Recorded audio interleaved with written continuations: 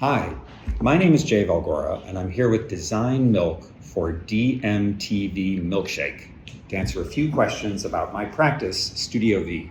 I'm the founder and principal of Studio V, and we're an architecture and design studio located in Manhattan, in the middle of New York City. We do a whole range of very diverse projects, and I'm really excited to show you our vision for architecture and cities. And so I think I've got a couple of questions here to answer for you. So let me see. First is, which of your projects do you feel most successfully accomplished your ambitions?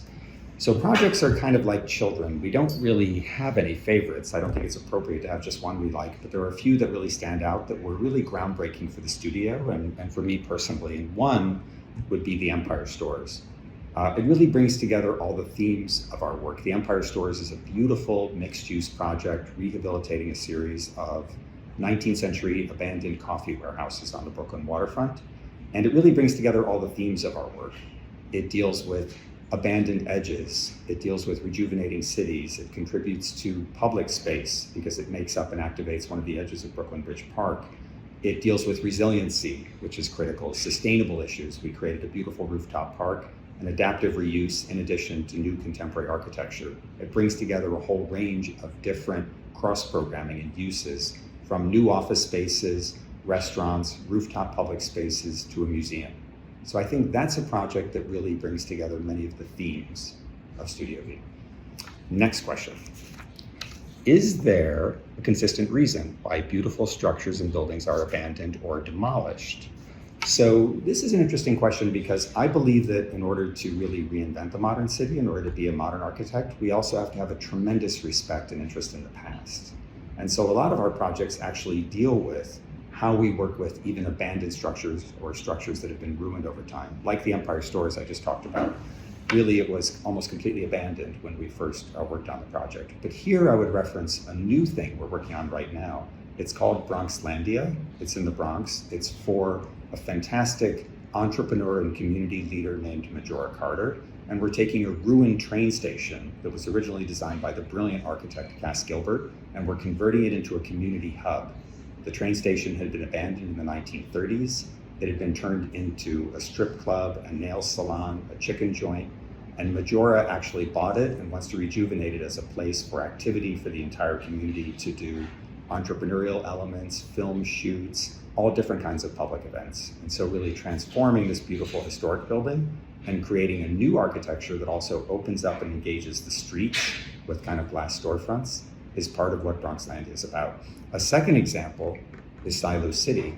So at Silo City, we're converting the largest collection of grain elevators in the world in Buffalo, New York, my hometown, and turning that into a new arts and cultural center featuring housing, affordable housing, artist housing, and maker spaces, as well as museum and cultural spaces. So those are a couple of examples of how we reuse buildings and how we can really transform historic structures into dramatic new uses. Next. For an architect who believes in the power of cities, the last few years must have been hard. When so many city dwellers left for the suburbs, how can we bring them back, or should we?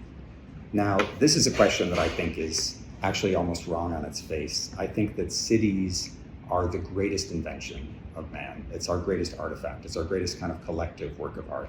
But for me also, they are one of the greatest measures of our resiliency. So the pandemic is a great example. New York City, as a fantastic world-class city, has constantly been under attack and rejuvenated and reinvented over and over again. There are many, many examples of New York, from literally the Revolutionary War, when it was destroyed and occupied by the British, to the Civil War, when it was the site of race riots, to the 1970s, when Central Park was decimated. And always the city has come back. And I think the pandemic is a great example. I'm a terrible optimist when it comes to cities, and I believe that New York City is incredibly resilient, and it rises again and reinvents itself. And we as architects have a role in helping reinvent it and creating the new city that it will constantly become. That's what I think about that. Next, how are architects contending with remote work? Not just technical aspects like smaller footprints, but philosophically. This is a great question. I think that the pandemic really changed our relationship with work. Now, for me personally, I come to the studio every day. I walk 5 minutes to the studio. But I also know that work has changed and people like a hybrid environment, and a hybrid work schedule is really here with us, I think, for the rest of our lives. And I think that many of the staff are actually happy having the flexibility to sometimes work at home and work here. We found in some ways productivity went up. So for me, it's something personal. We do come into the studio about 3 days a week. It's very important for me to meet personally and work directly with the designers in a studio environment. But also, I'm designing a new studio for us. The pandemic also offers opportunities where we recently purchased a small building. We're creating our own studio there, and the studio is really modeled even on some aspects of my own home, a loft environment.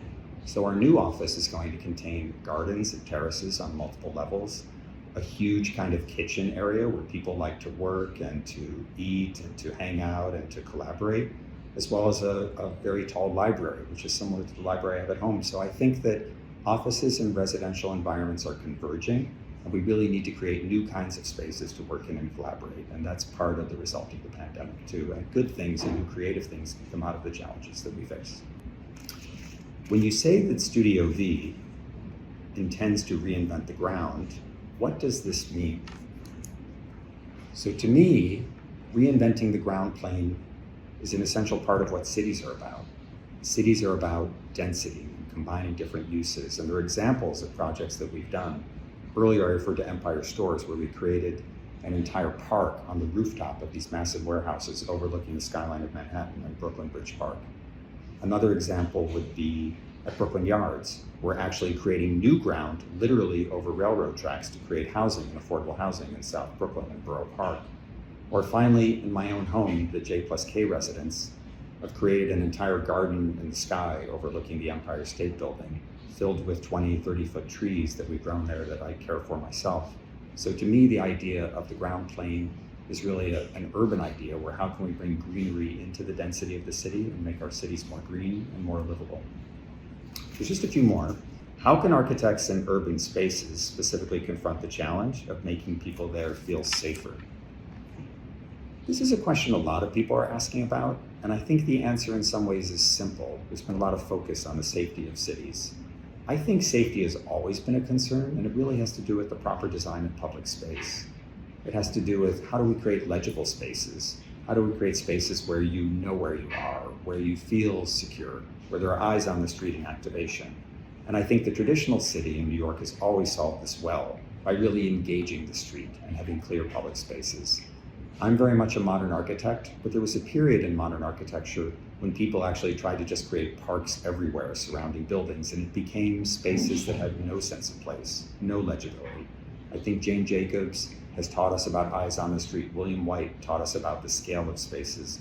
I think that the real way to make cities safe is to create beautiful, legible public spaces that we can understand. And that has been a tried and true strategy that we really have to just continue today. And finally, what are you working on right now? Now, one thing I love about the studio is that we just do a huge range of projects. There's really no single thing. I'm working on housing. The studio's working on affordable housing. We're doing the largest geothermal project ever done in the history of New York. We're working to create a marine terminal in Red Hook and a home for the New York City ferry system. I'm doing the rail overbuild in South Brooklyn, the community hub in the Bronx. I'm developing new beach house prototypes for Edgemere and the Rockaways so the city can create more affordable housing there.